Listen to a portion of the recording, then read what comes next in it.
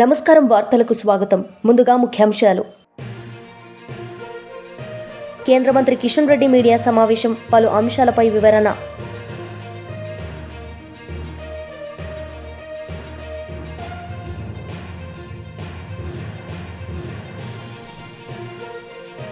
మాజీ మంత్రి శ్రీనివాస్ గౌడ్ మీడియా సమావేశం, పలు అంశాలపై వివరణ.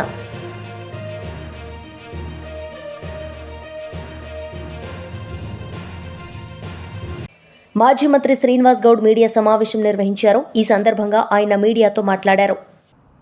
స్వాతంత్రం వచ్చి దాదాపు 80 సంవత్సరాలు అయినా కూడా ఈరోజు నిజామాబాద్ జిల్లాలో ఎర్గట్ల మండలం తాళ్ళరాంపూర్ ఈ గ్రామంలో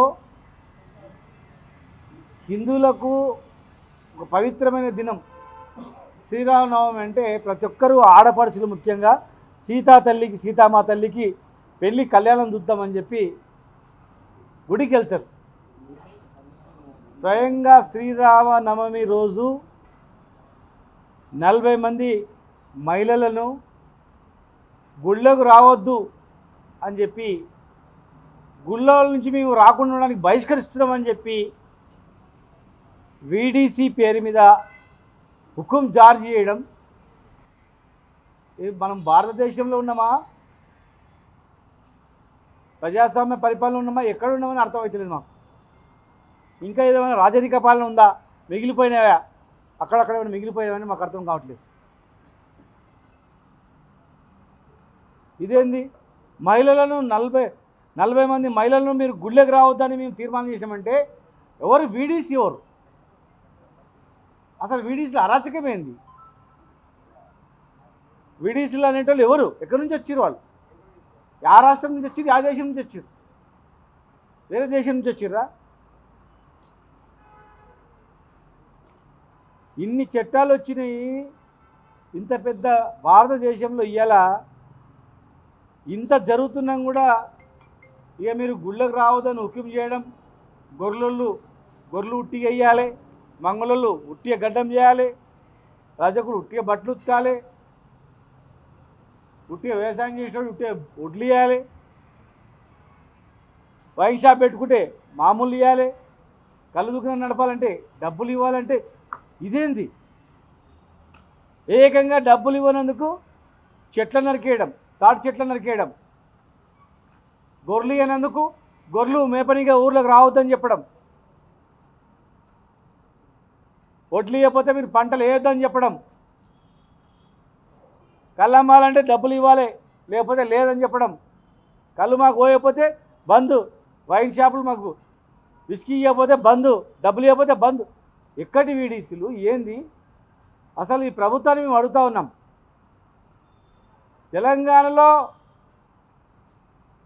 తెలంగాణ వచ్చిన తర్వాత ఇట్లా ఒక మహిళలను బహిష్కరించడం అనేది మొట్టమొదటిసారి. ఇది దాదాపు 15 రోజులైంది. రాష్ట్ర వ్యాప్తంగా ఎక్కడికక్కడనే ఉడికిపోతూ ఉన్నారు ఏం చేయాలని. మరి ప్రభుత్వం నుంచి ఏం యాక్షన్ లేదు, వాళ్ళపైన ఏ యాక్షన్ లేదు. అసలు వీడీసీలు ఏంటి? వీడీసీలో ఏమైనా చట్టబద్ధత ఉందా? గవర్నమెంట్ ఏమైనా అధికారం ఇచ్చిందా? ఎవరు? పక్కనే పంచాయతీ ఆఫీస్ ఉంటుంది, పక్కనే వాళ్ళది ఉంటుంది. మరి వాళ్ళ పెత్తనం ఏంది దీనిలా? గ్రామ పంచాయతీలు రద్దు చేయండి, గ్రామ పంచాయతీలు మొత్తం రద్దు చేసి మొత్తం వీడీసీని ఏర్పాటు చేయండి. ఎలక్షన్స్ పెట్టక సర్పంచ్ పెట్టినందుకు ఈ వీడీసీలో అరాచకం ఎక్కువైపోయింది.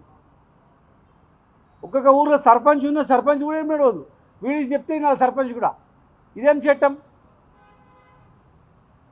ప్రభుత్వానికి మేము ఒకటే రిక్వెస్ట్ చేస్తున్నాం, ఇది పెద్ద కాకముందే దీని మీద అందరూ స్పందించాలా. ఇలాంటి అరాచకాల వల్లనే వెనకటి రోజుల్లో కూడా గుళ్ళకు రావద్దంటే మరి ఎట్లా అని చెప్పి మత మార్పిడులు చేసుకుంటూ వెళ్ళిపోయారు. చాలా మతాలు వెళ్ళిపోయారు. ఒక హిందూ ధర్మంలో పుట్టి హిందూ దేవాలయంలో పూజ చేయడానికి వెళ్తున్నామంటే మిమ్మల్ని బహిష్కరిస్తున్నాం, గుళ్ళకు రావద్దు మేము హుకుం జారీ చేసినామంటే వాళ్ళ మీద ఏం యాక్షన్ తీసుకుంటామని అడుగుతూ ఉన్నాం. ధార్మిక సంస్థలు మేము అడుగుతూ ఉన్నాం, మీకు వినిపించట్లేదా, కనిపించట్లేదా? ఒక ఆడపడుచులను గుళ్ళకు రావద్దనంటే మరి ఎక్కడ పోవాలి వాళ్ళు?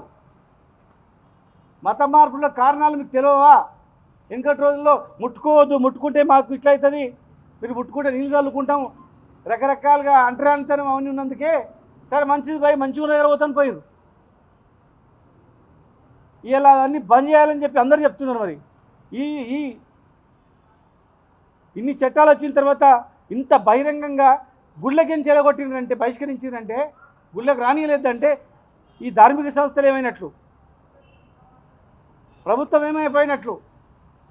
అందరు కళ్ళు మూసుకు. మాజీ ఆర్థిక మంత్రి బుగ్గన రాజేంద్రనాథ్ ప్రెస్ మీట్ నిర్వహించారు. ఈ సందర్భంగా ఆయన మీడియాతో మాట్లాడారు.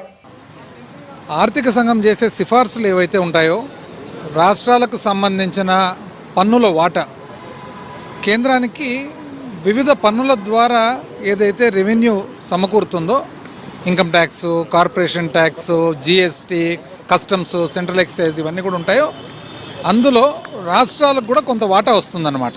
ఎందుకంటే రాష్ట్రాలన్నీ కలిపితేనే దేశం అవుతుంది కాబట్టి. అయితే అది ఎంత వాటా రావాలా అనేది ఆర్థిక సంఘము సిఫార్సు చేస్తారనమాట.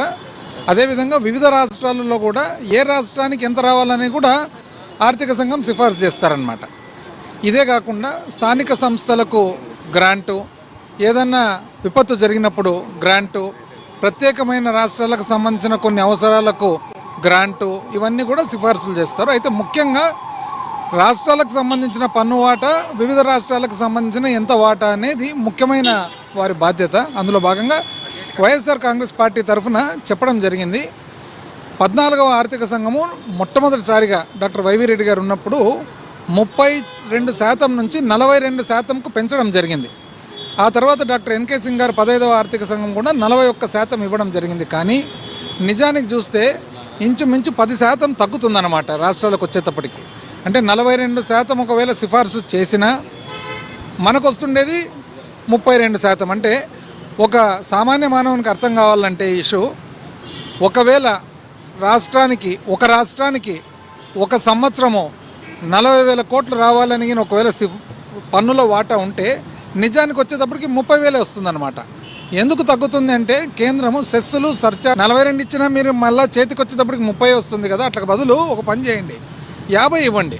ఎందుకంటే 30 ఇచ్చేది 42 మొట్టమొదటిసారిగా ఎప్పుడు డాక్టర్ వైవి రెడ్డి గారు సిఫార్సు చేయడం జరిగింది. ఎందుకంటే రాష్ట్రాలకు వాళ్లకు ఇండిపెండెన్స్ ఉండాలి, వాళ్ళకు అటానమీ ఉండాలి, వాళ్లకు ఏ విధమైన ఖర్చులు ఉంటాయో వాళ్ళకే తెలుసు. కాబట్టి ప్రతి విషయంలో కూడా కేంద్రము రాష్ట్రాలకు ఇది ఈ విధంగా చేయి, ఈ విధంగా చేయొద్దని చెప్పేదొద్దు. రాష్ట్రాలకు వాళ్ళ ప్రభుత్వాలు ఉన్నాయి, వాళ్ళు ఎన్నుకున్నారు కాబట్టి వాళ్ళ కొద్ది వాళ్ళ ఖర్చులు వాళ్ళు చూసుకుంటారు, వాళ్ళ ఇష్టపూర్వకంగా ఖర్చులు చేసుకోవాలనే ఉద్దేశంతో పెంచడం జరిగింది. మరింత పెంచండి 50%కి, 50కి పెంచితే కనీసం 40 అన్నా వస్తుంది కదా అని చెప్పి ఒక సలహా ఇవ్వడం జరిగింది. ఇంకో సలహా ఏమంటే, మామూలుగా 1971 సెన్సస్ తీసుకుంటారు, ఇప్పుడు 2011 తీసుకుంటున్నారు. 1971 నుంచి 2011 చూస్తే వివిధ రాష్ట్రాలు ఏదైతే కుటుంబ నియంత్రణ వలన జనాభా తగ్గించుకోగలిగిన వాళ్ళందరికీ కూడా ఈరోజు నష్టం కలుగుతుంది. కాబట్టి మేము సలహా ఏమి ఇచ్చినామంటే, ఏ రాష్ట్రాలు అయితే కుటుంబ నియంత్రణ ప్రోగ్రాం కింద జనాభా తగ్గించుకున్నారో ఆ రోజు అవసరాల కొద్దీ వాళ్ళని ఈ విధంగా పెనాల్టీ వేయడం తప్పవుతుంది. కాబట్టి మరొకసారి బోనస్, అంటే ఏ రాష్ట్రాలు అయితే ఆ ప్రోగ్రాం చక్కగా నిర్వహించినారో తద్వారా జనాభా తగ్గిందో వాళ్ళకు బోనస్ ఇవ్వండి, ఆ బోనస్ ద్వారా మరింత మేకప్ అవుతుంది అనేది కూడా ఒక సలహా ఇవ్వడం జరిగింది. అదేవిధంగా రాష్ట్రానికి ఈరోజు పునర్వ్యవస్థీకరణ జరిగిన తర్వాత మనం రెండు భాగాలుగా చూడొచ్చు. 2014 నుంచి 19 ఒక భాగము, 19 నుంచి 24 ఒక భాగము. అది 14వ ఆర్థిక సంఘము, ఇది 15వ ఆర్థిక సంఘము. ఆ 14వ ఆర్థిక సంఘం పీరియడ్ వచ్చేసి ఇంచుమించు టీడీపీ ప్రభుత్వము, 15వ ఆర్థిక సంఘం పీరియడ్ వచ్చేసి ఇంచుమించు వైసీపీ ప్రభుత్వము. వీటిలో నిజంగా చూసినట్లయితే 14 నుంచి 19 పీరియడ్ ఏదైతే ఉందో, వాస్తవానికి నిజం చెప్పాలంటే గత 2-3 సంవత్సరాలుగా ఊరికే వివిధ మీడియా సంస్థలు అన్ని అసత్యాలు ప్రచురించి చేయడం జరిగింది. కానీ ఏ ఫిగర్ చూసినా కూడా, ఆర్బీఐ ఫిగర్ చూసినా, సిఏజీ ఫిగర్ చూసినా, లేదా మాస్పీ ఫిగర్ చూసినా కూడా 14 నుంచి 19లో అప్పు శాతం ఎక్కువ, అప్పు చేసిండేది ఎక్కువ శాతము. 19 నుంచి 24 కోవిడ్. కేంద్ర మంత్రి కిషన్ రెడ్డి మీడియా సమావేశం నిర్వహించారు. ఈ సందర్భంగా పలు అంశాలపై ఆయన మాట్లాడారు.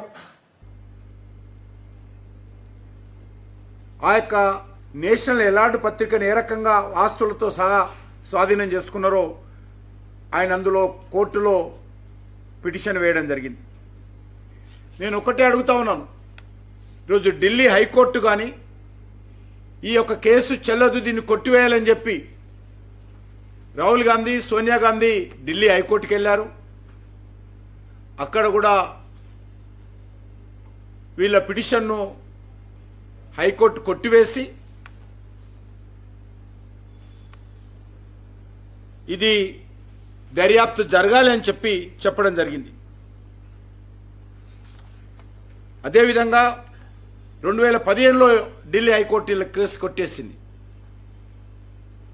2016లో సుప్రీంకోర్టులో కూడా నేషనల్ హెరాల్డ్ కేసు నుంచి మమ్మల్ని తప్పించాలి, కేసు కొట్టేయాలంటే సుప్రీంకోర్టు కూడా సోనియా గాంధీ, రాహుల్ గాంధీ వాదనను తిరస్కరించి దీని మీద ప్రాథమిక ఆధారాలున్నాయి, దర్యాప్తు జరగాల్సిందే అనే విషయాన్ని కూడా సుప్రీంకోర్టు కూడా ఇచ్చింది.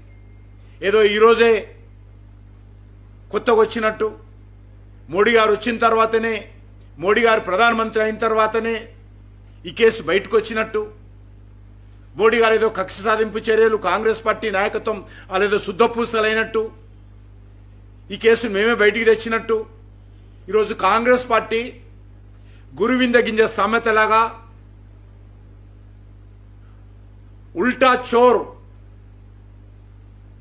ఇంటి ఓనర్ను దబాయించినట్టు ఈరోజు కాంగ్రెస్ పార్టీ దేశవ్యాప్తంగా ధర్నాలు చేయడం అంటే ఈరోజు ప్రజలు అర్థం చేసుకోవాల్సినటువంటి అవసరం ఉంది. ఎందుకోసం ధర్నాలు చేస్తున్నా అడుగుతా ఉన్నాను. మీ పార్టీ నాయకురాలు సోనియా గాంధీ గారు, మీ పార్టీ నాయకుడు రాహుల్ గాంధీ ఈరోజు చట్టానికి వ్యతిరేకంగా అక్రమంగా ఆస్తులు తమ నేతృత్వం వహిస్తున్నటువంటి కంపెనీలకు దారి మళ్లించుకుంటే ఇన్కమ్ ట్యాక్స్ చట్టాలను కానీ, పీపుల్స్ రిప్రజెంటేటివ్ యాక్ట్ చట్టాలను కానీ, అన్ని చట్టాలను వైలేట్ చేస్తే కోర్టు అన్ని కూడా దర్యాప్తు చేయాలని ఆదేశిస్తే మీకు భయపడి కేసులు విత్డ్రా చేసుకోవాలని అడుగుతా ఉన్నాను. ఒకసారి కోర్టు పరిధిలోకి వెళ్ళిన తర్వాత అది ఢిల్లీ హైకోర్టు కానీ, సుప్రీంకోర్టు కానీ, అది కేంద్ర ప్రభుత్వం చేతుల్లో కానీ లేక ఈడీ చేతుల్లో కానీ ఉండదనే విషయం అందరికీ తెలుసు. సుప్రీంకోర్టు దర్యాప్తు చేయాలని చెప్పింది, దర్యాప్తు జరగాలని చెప్పింది. కోర్టు కేసు కొట్టేయాలంటే కొట్టేయకూడదని చెప్పింది. చెప్పిన తర్వాత కోర్టుకు సహకరించి, ఈడీకి సహకరించి చేసిన తప్పులను ఒప్పుకోవాలి తప్ప, చెంపలు వేసుకోవాలి తప్ప, ఈ రకంగా రోడ్డు నెక్కినంత మాత్రాన నిజాలు అబద్ధం కావు, నేరాలు ఘోరాలు జరగలేదని తప్పించుకోవడం సాధ్యం కాదన్న విషయాన్ని ఈరోజు రాజకీయ వారసత్వమైనటువంటి నెహ్రూ కుటుంబం అర్థం చేసుకోవాల్సిన అవసరం ఉంది. సోనియా గాంధీ, రాహుల్ గాంధీ అర్థం చేసుకోవాల్సినటువంటి అవసరం ఉంది. కాంగ్రెస్ పార్టీ నాయకులు ప్రజలను తప్పుదారి పట్టించేటువంటి ప్రయత్నం నుంచి మానుకోవాలని మనవి చేస్తా ఉన్నాను. ఎన్ఫోర్స్మెంట్ డైరెక్టరేట్ మీదనో, ఇన్కమ్ ట్యాక్స్ మీదనో, కేంద్ర ప్రభుత్వ కార్యాలయం ముందో ధర్నాలు చేసినంత మాత్రాన మీ యొక్క అవినీతి కుంభకోణాలు, మీ యొక్క అక్రమ చర్యలు సమస్య పోవు అని ఈ సందర్భంగా మనం చేస్తున్నాను. ప్రజలు ఇంకా మర్చిపోలే బోఫర్స్ కుంభకోణం, ప్రజలు ఇంకా మర్చిపోలేదు బొగ్గు కుంభకోణం, ప్రజలు ఇంకా మర్చిపోలేదు 2G స్పెక్ట్రమ్ కుంభకోణం, ప్రజలు ఇంకా మర్చిపోలేదు హెలికాప్టర్ల కుంభకోణం. వాస్తవంగా కాంగ్రెస్ పార్టీ నాయకులు ఈరోజు ధర్నాలు చేయడం అంటే ప్రజాస్వామ్యాన్ని. మాజీ మంత్రి గంగుల కమలాకర్ మీడియా సమావేశం నిర్వహించారు. ఈ సందర్భంగా ఆయన మీడియాతో మాట్లాడారు. అందులో క్లియర్గా ఆధారాలతో సహా ఈరోజు కౌశిక్ రెడ్డి బహిర్గతం చేయడం జరిగింది. మరి ప్రభుత్వం దీని మీద స్పందించాలి. ఎవరో కొంతమంది నాయకులు కావచ్చు, అధికారులు కావచ్చు తప్పు చేస్తే చాలామంది విద్యార్థుల లైఫ్ ఖరాబ్ అవుతుంది. కాబట్టి ఇమ్మీడియట్గా ప్రభుత్వం దీన్ని, ముఖ్యమంత్రి రేవంత్ రెడ్డి చాలాసార్లు మాట్లాడిన అసెంబ్లీ సమావేశాలలో మీరు ఎలాంటి సూచనలు చేస్తే మీరు స్వీకరిస్తామన్నారు. ఇది రేవంత్ రెడ్డి గారు ప్రభుత్వానికి కౌశిక్ రెడ్డి క్లియర్గా సూచిస్తాను, ఇది ప్రజల జీవితంలో తప్పు జరిగింది, మరి మీరు దీన్ని సమర్థిస్తున్నారు రేవంత్ రెడ్డి గారు అని చెప్పి సూటిగా ప్రశ్నిస్తున్నారు. నిజంగా మీరు సమర్థించకపోతే వెంటనే దీని మీద జ్యుడిషియల్ ఎంక్వైరీ స్టార్ట్ చేయండి. మీరు నిజంగానే రేవంత్ రెడ్డి గారు నిజంగా దీన్ని ట్రాన్స్పరెన్సీగా పరిపాలన చేయాలనుకున్నప్పుడు కౌశిక్ రెడ్డి ఆరోపణల మీద నిజాలు తెలుసనుగుణంగా ఈరోజు ఒక జ్యుడిషియల్ ఎంక్వైరీ వేయండి. అంటే అన్నింటి మీద జ్యుడిషియల్ ఎంక్వైరీ చేస్తారు కదా, మరి దీని మీద ఎందుకు వేయరు? ఇంతమంది విద్యార్థుల జీవితాలతో ఆడుకున్నది కదా. కాళేశ్వరం జ్యుడిషియల్ ఎంక్వైరీ సీజేతోడే ఇచ్చినావు. ఏ చిన్న తెలంగాణ టీఆర్ఎస్ ప్రభుత్వం మంచి చేసిన అన్ని కూడా జ్యుడిషియల్ ఎంక్వైరీ నడుతుంది కదా. కేటీఆర్ మీద, ఫార్ములా 4 మీద అన్నిటి మీద ఎత్తున వేసుకో, ఇబ్బంది లేదు. మరి దీని మీద ఎందుకు వేయరు? దీన్ని ఇమ్మీడియట్గా కేటీఆర్ గారు అయితే ఫార్మర్ రైస్ మీద వేసినప్పుడు ఇమ్మీడియట్గా ఈటీవీలోకి ఎంక్రోచ్ అయింది కదా. నేను ఇప్పుడు బండి సంజయ్ కూడా రిక్వెస్ట్ చేస్తున్నాను, బండి సంజయ్ గారిని, కిషన్ రెడ్డి గారిని ఒకటే, ఈరోజు కౌశిక్ రెడ్డి ఆరోపణలలో నిజం ఎంతో ఉందో లేదో మీరు కేంద్ర ప్రభుత్వంలో ఉన్న విజిలెన్స్ ఎంక్వైరీ కానీ, కేంద్ర ప్రభుత్వ పరిధిలో ఉన్న సిబిఐ ఎంక్వైరీ కానీ యాజ్ ఏ సెంట్రల్ గవర్నమెంట్గా మీరు యాక్ట్ చేయండి. ఇక్కడ తప్పు జరిగిందో లేదో ఇప్పుడు ప్రతిపక్షంలో మేము, రాష్ట్రంలో అధికారం లేము, కేంద్రంలో అధికారం లేదు. రాష్ట్ర ప్రభుత్వం తప్పు చేసినప్పుడు కేంద్ర ప్రభుత్వం ఇన్వాల్వ్మెంట్ కావాలి కదా. నిన్న మోడీ గారు ఎట్లయితే బుల్డోజర్ పంపిస్తున్న అడుగుల మీద అన్నప్పుడు ఇది కూడా ప్రజల మీద జరిగింది దాడే కదా. కాబట్టి ఈ యొక్క రాష్ట్రంలో మంత్రులుగా ఉన్న కిషన్ రెడ్డి గారు, బండి సంజయ్ గారు వెంటనే దీని మీద స్పందించండి. జ్యుడిషియల్ ఎంక్వైరీ వేయించమని డిమాండ్ చేయండి. లేదా మీ కేంద్ర ప్రభుత్వంలో విజిలెన్స్ ఎంక్వైరీ చేయండి, సెంట్రల్ విజిలెన్స్, లేదా సిబిఐ ఎంక్వైరీ చేసుకొని మీరు బాధితులకు న్యాయం చేయండి. ఎవరు తప్పు చేసినా వారిని శిక్షిస్తాను కూడా మీరు ముందుకు రావాలని చెప్పి మా ప్రధానంగా బీఆర్ఎస్ పక్షపైన డిమాండ్ చేస్తున్నాం. ప్రస్తుతం జరుగుతున్న వివిధ సంస్థాగత కార్యక్రమాలు, ప్రచారాల స్థితిగతులను అంచనా వేయడానికి రాష్ట్ర పర్యవేక్షణ బృందంతో రాష్ట్ర ప్రధాన కార్యదర్శి శ్రీ చంద్రశేఖర్ గారు సమీక్ష సమావేశం నిర్వహించారు. ఈ సమావేశంలో భాగంగా ప్రసంగించిన చంద్రశేఖర్ తివారీ అనంతరం నాయకులకు మాట్లాడి సంస్థాగత కార్యక్రమాలు, ప్రచారాల గురించిన విషయాలు తెలుసుకున్నారు. ఎమ్మెల్యే పాడి కౌశిక్ రెడ్డి మీడియా సమావేశం నిర్వహించారు. ఈ సందర్భంగా ఆయన మీడియాతో మాట్లాడారు. ప్రొఫెసర్లు దిద్దలేదు, డిగ్రీ లెక్చరర్లతోని ప్రైవేట్ కాంట్రాక్ట్ లెక్చరర్లతోని దిద్దిచ్చిర్రు. అదే ప్రైవేట్ కాంట్రాక్టర్ లెక్చరర్లతో దిద్దిచ్చిర్రు, ప్రైవేట్ ఇన్స్టిట్యూట్స్ ఉన్న లెక్చరర్లతోని దిద్దిచ్చిర్రు. అసలు ఈ దిద్దిన లెక్చరర్లే వాళ్ళే అసలు ప్రిలిమ్స్ కూడా రాస్తే క్వాలిఫై కాని వాళ్ళు, వాళ్ళతోని మీరు ఎట్లా దిద్దిస్తారండి? సరే, మీరు దిద్దిచ్చిన వాళ్ళు అంతా కరెక్ట్ అయితే ఎవరెవరితో దిద్దిచ్చారో లిస్టు బయట పెట్టుర్రి. నిజంగా మీరు ప్రొఫెసర్తో దిద్దిచ్చుంటే ఆ లిస్టు బయట పెట్టుర్రి. ఎవరెవరితో దిద్దిచ్చు 101% ఇది పూర్తి స్కాము, అన్ని తప్పులే ఉన్నాయని చెప్పి ఈ సందర్భంగా తెలియజేస్తాను. 101% నేను మాట్లాడేది మా కేసీఆర్ గారి నాయకత్వంలో బీఆర్ఎస్ పార్టీ పక్షాన్నే మాట్లాడుతూ ఉన్నాను. గ్రూప్ 1ని ఖచ్చితంగా రద్దు చేయాలి. ఎందుకు రద్దు చేయాలని చెప్పినా కూడా మీకు ఓపెన్గా నేను పెట్టినా, మీకు ఓపెన్గా పెట్టి చెప్తా ఉన్నాను. నేనే ఒక్కనే కాదు, నాతో పాటు గౌరవ మాజీ మంత్రివర్యులు, కరీంనగర్ శాసనసభ్యులు, మా సీనియర్ నాయకుడు కమలాకర్ అన్న గారు కూడా ఇప్పుడు దాన్ని మాట్లాడి చెప్పి రద్దు చేయాలని చెప్పిండు. ఎంక్వైరీ చేయమంటున్నాం, రద్దు చేయాలంటున్నాం, ఎంక్వైరీ చేయాలి, రద్దు చేయాలి. 100% స్కామ్ జరిగింది, 100%. సింపుల్, మీరు స్కామ్ జరగలేదని మీరు అంటారా? మరి ఉర్దూ మీడియంలో మార్చి 13/3/2025న 9 మంది అని మీరే ప్రకటించారు. మళ్ళా 15/4/2025 నాడున మీరే ఉర్దూ మీడియంలో రాసిన వాళ్ళు 10 మంది అని మీరే ప్రకటించారు. మరి ఇది వాళ్ళకే క్లారిటీ లేనప్పుడు ఇది స్కామా కాదా? రోజు ఇంత క్యాండిడేట్ పెరుగుతారా? 100% స్కామ్. ఎగ్జామ్ రాసిన వల్ల 21,093 మంది కంటే ఎక్కువ రిజల్ట్ అనౌన్స్ చేసిర్రు. 10 మంది ఎవరు వాళ్ళు? ఆ 10 మందినే కాంగ్రెస్ పార్టీ ఎమ్మెల్సీ ఒకరిని దొరకబట్టినాం. కాంగ్రెస్ పార్టీ మాజీ ఎమ్మెల్సీ రాముల్ నాయక్ కోడలని నాకు అనుమానం అంటున్నాను నేను. Yes I'm telling you right. రెండోది ఇంకోటి చెప్పింది నిన్న రాముల్ నాయక్ గారు ఏమన్నారు సంపత్ గారు నిన్న, రాముల్ నాయక్ గారికి 206 ర్యాంక్ రాలేదన్నారు. బాజాబ్తు ఇప్పుడు నేను వెబ్ నోట్ మీకు చూపించిన వాళ్ళు డౌన్లోడ్ చేసుకుంది. జెండర్ స్టేట్ ర్యాంక్లో 206 ర్యాంకు రాముల్ నాయక్ కోడలికి వచ్చింది. మల్టీ జోన్ 1లో ఫస్ట్ ర్యాంక్ వచ్చింది.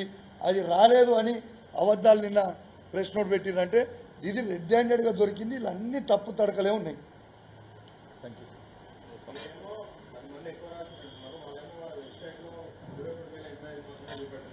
ఒక్క నిమిషం అన్న, ఇది క్లియర్ అన్న.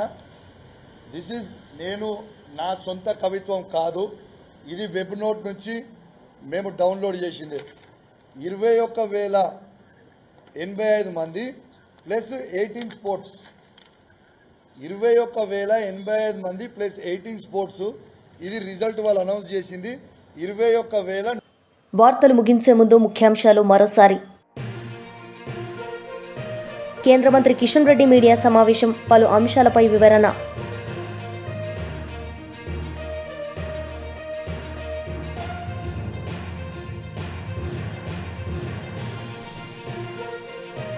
మాజీ మంత్రి శ్రీనివాస్ గౌడ్ మీడియా సమావేశం, పలు అంశాలపై వివరణ.